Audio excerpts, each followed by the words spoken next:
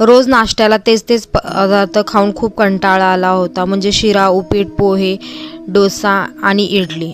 आज म्हटलं काहीतरी नवीन ट्राय करावं.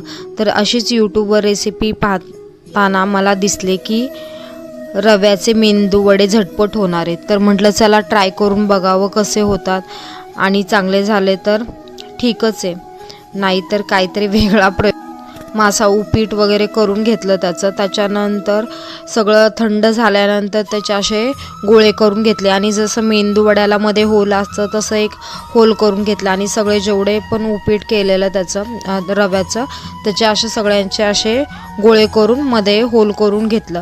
आणि हे बघा असे एवढे असे झाले आहेत, मी एवढं करून घेतलं. आणि त्याच्यानंतर ते तेलामध्ये 4 ते 5 मिनटं असे मीडियम फ्लेमवर सगळे असे तळून घेतले एक एक करून.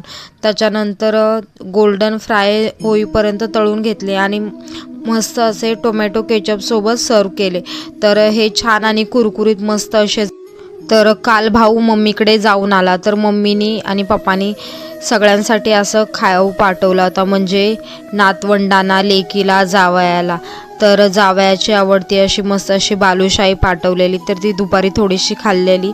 आणि त्याच्यानंतर मला आवडतात अशा मस्त अशा तुपातल्या शंकरपाळ्या, त्याच्यानंतर आळूच्या वड्या पाठवलेल्या, आणि समृद्धीला आवडतात म्हणून गुलाबजाम पाठवलेले, साईला अशी बुंदी वगैरे पाठवलेली, आणि सगळ्यांसाठी असे मस्त असे खाऊ पाठवलेलं, म्हणजे प्रत्येकाला वेगवेगळं स्वीट्स आवडतं, तर प्रत्येकाला वेगवेगळं स्वीट्स असं पाठवलेलं.